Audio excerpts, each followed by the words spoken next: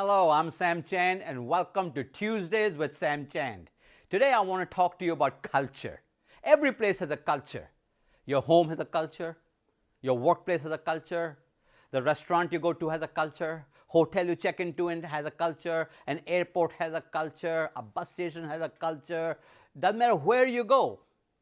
Every city has a culture. Every country has a culture. But I want to talk to you about the culture of your organization. So what is culture? Can I define culture for you? Very simply put. You ready? Here it is.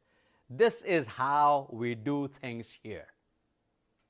I know you're waiting for something really deep and profound, so let me give it to you again.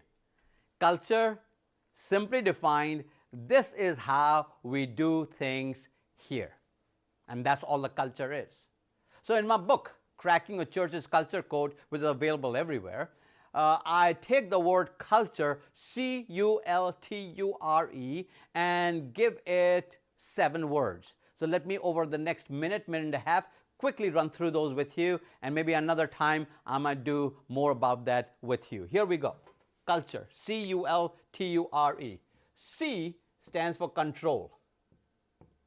Who is really in control of your organization? Just because you have the position doesn't mean you're in control.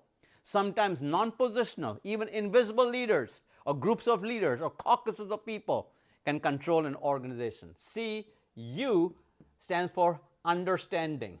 Does everyone understand why you exist? The why behind the what, your mission and your vision. C-U-L. L stands for leadership. Leadership. Are you a leadership factory? Who is actually the leader? How do leaders get promoted? How are leaders' mind discovered, developed, and deployed? C-U-L-T stands for trust. Trust. Trust. This is, in the middle, probably the most important, because everything, as Stephen Covey Jr. says, rises and falls at the speed of trust. C-U-L-T.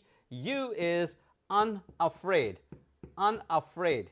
Because when you have a culture with no fear, culture with authenticity, with transparency, you will have creativity and new ideas. C-U-L-T-U-R and then E. R stands for responsive.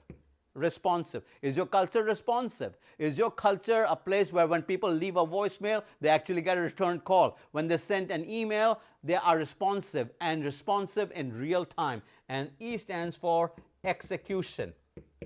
Are things actually getting done? After all is said and done, usually more is said than done.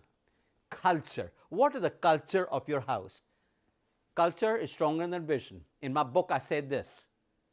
A toxic culture will eat vision for lunch.